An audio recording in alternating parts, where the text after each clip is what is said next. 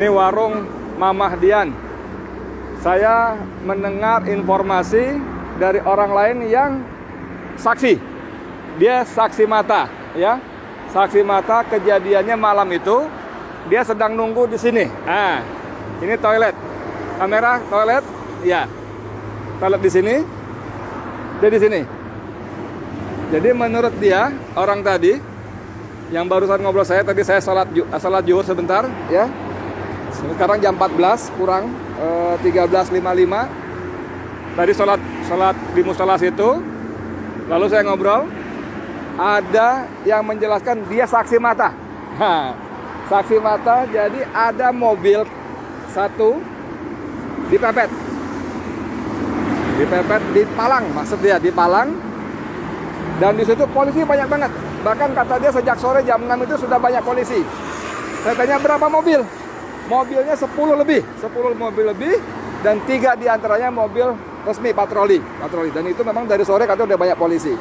Nah, ini kejadiannya kalau kata dia, begitu dia tunjuk jarak, saya perkirakan dari posisi dia duduk dengan kejadian sekitar 8 meter.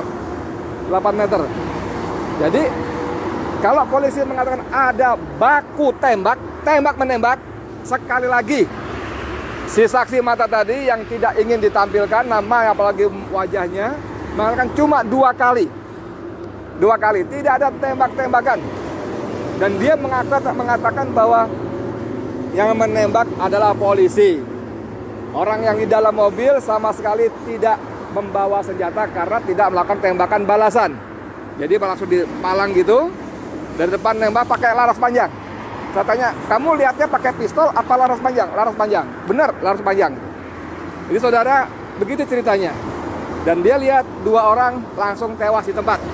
Menurut penglihatan dia yang jaraknya sekitar kurang lebih 8 meter. Tadi saya tanya, posisimu di mana? Di situ. Dari duduk kamu dengan peristiwa yang terjadi berapa meter? 10 meter, mobil itu parkir? Oh enggak, sini lagi. Jadi mobil parkir, dia sebut jarak lebih depan lagi, jadi saya perkirakan sekitar 8 meter. 8 meter. Lalu polisi disebut langsung menembak ban kiri depan. Langsung nempel, dor. Ban kiri depan. Tujuannya supaya mobil tidak kabur. Nah saudara, kalau polisi menarasikan satu terjadi baku tembak, sekali lagi dari 2 dan narasumber lain yang saya hubungi tadi beberapa kali wawancara, tidak ada baku tembak. Seperti penjelasan dari Munarman, Sekretaris Umum FPI, tidak ada baku tembak. Tidak ada. 2 sumber pertama di depan tadi saya tanyakan juga cuma meninggal 2 kali tembakan. Sumber yang dekat lokasi sini, kamera, ya, dia ada di sini, kejadiannya sekitar di sini, juga cuma 2 kali tembakan. Tidak ada baku tembak. Yang kedua, dia memastikan tidak ada baku tembak karena yang di dalam mobil tidak membalas tembakan. Jadi tidak membawa senjata api. Tentang samurai segala macam, dia tidak berani memastikan bagaimana sesungguhnya ada atau tidak. Karena dia juga tidak boleh mendekat. Tapi dia menambahkan seperti keterangan sebelumnya, bahwa orang-orang sekitar sini yang datang mendekat memang diusir. Tidak boleh, menjauh. Ada teroris katanya. Bagaimana kondisi berikutnya? 2 orang ditembak. Lalu kira-kira saya ada datang ambulan. Saya tanya berapa jarak ketika terjadi tembak-menembak dengan ambulan, berapa menit? Setengah jam? Dia bilang ya kira-kira setengah jam. Mungkin ada yang telepon lalu ambulan datang. 2 mayat dibawa keluar, digotong, dibawa pergi ambulan. 4 orang lagi yang masih hidup, 1 terpinjang-pinjang kakinya. Tapi dia juga nggak memastikan apakah kena tembak atau tidak, tapi dikatakan terpinjang-pinjang. Itu dipindahkan dengan mobil lain, dibawa pergi entah kemana.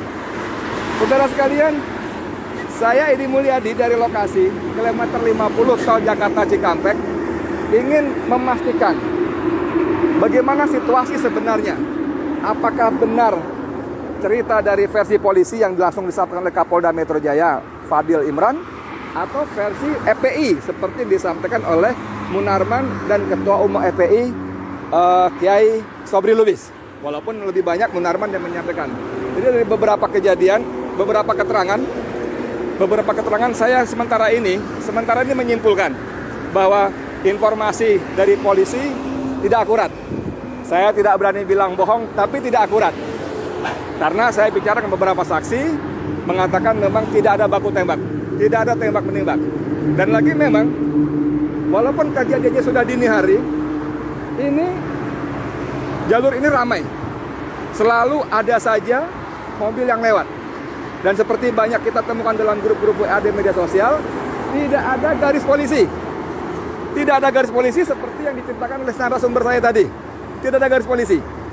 Yang ada polisi yang mengusir orang-orang datang.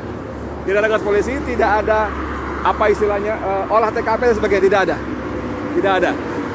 Saudara sekalian, apa sesungguhnya terjadi?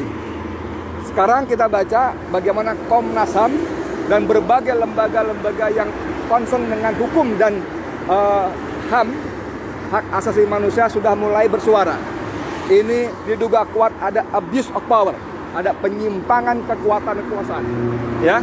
Jadi ada abuse power dan sudah banyak suara-suara yang menuntut dibentuknya tim pencari fakta, tim mencari fakta yang independen, yang bebas dari intervensi kekuasaan. Kita bagaimana tunggu berikutnya, mudah-mudahan Allah semakin buka lagi.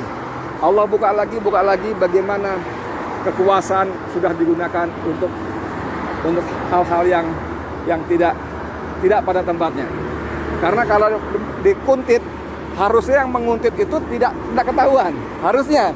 Tapi ini kalau mereka mengaku menguntit, malah yang ada terjadi pembantaian, pembunuhan. Jadi tidak menguntit lagi. Lagi kalau orang Balang mengatakan, para ahli hukum, atas dasar apa Habib dikuntit? Kejahatan apa? Ini kan cuma dituduh melakukan pelanggaran protokol dan sudah membayar denda, ya kan? Jadi tidak ada pasal-pasal, tidak ada alasan logik yang membenarkan penguntitan terhadap Habib. Tidak boleh, tidak ada. Dan diperlakukan seperti itu. Kalau dikatakan bahwa karena diduga akan mengerahkan massa pada pemeriksaan tanggal Senin, tanggal 7. Ya, orang Habib sedang keluar Jakarta. Ini posisi kilometer 50 dari Jakarta menuju Cikampek. Ya, dari Jakarta menuju, itu artinya keluar Jakarta. Dan seperti penjelasan dari FPI, bahkan saya ketahui itu pengajian keluarga inti di Kerawang. Ya, kita tunggu, semoga Allah bukakan lagi pintu-pintu kebohongan yang dibangun dari satu bohong yang lain.